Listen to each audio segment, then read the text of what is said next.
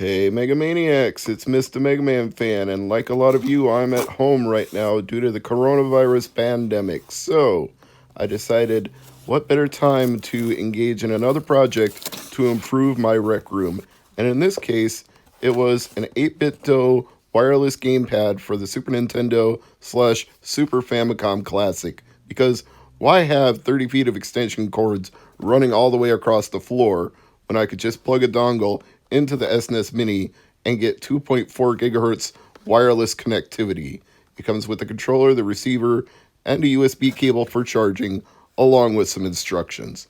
So let's go ahead and get it out of the box, take a better look at this whole thing, which comes in a nice plastic tray to protect the controller and the contents, at least until you pull it out of the box, and then everything goes flying, as you can see there. But let's still pull the remainder that are still in the box, starting with the aforementioned charge cable with some 8BitDo branding on it. Is it 8BitDo or 8BitDo? I've never really been sure about that. It's not like it comes with a pronunciation guide. They put some film over the buttons, so I peeled that off. They feel nice. Oh, and it already activated it because I started pushing the buttons. So, I should probably get this thing charged up. But first, here's the dongle with some branding on it as well, and a nice little bit of styled NES, SNES style demarcations across the top to keep it themed like the Super Nintendo Mini itself. So once you plug in the charge cord to the top, you'll see a green light that indicates it's charging, although it doesn't show up very well compared to the blue blinking light that shows it's active. Kind of a dim charge light. Maybe if I hold my hand over it and hold it up in front, you might be able to see the light. Can you see it now? Can you see the green there under the shadow? That's about as bright as it gets to let you know it's charging, but maybe it's better that way.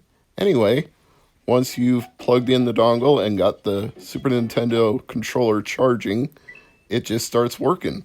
Once you hit a button, it just connects to the receiver automatically. It times out if you don't do anything for 15 minutes, so you don't have to shut it off. It will shut off on its own. And as you can see, while it's charging, I can still use it and control the menus. You can enter any game you want and then hold down and select to return home, just like using the home button if you had a Wii Classic controller plugged in instead of a Super Nintendo Classic Edition controller. So let's change the focus here.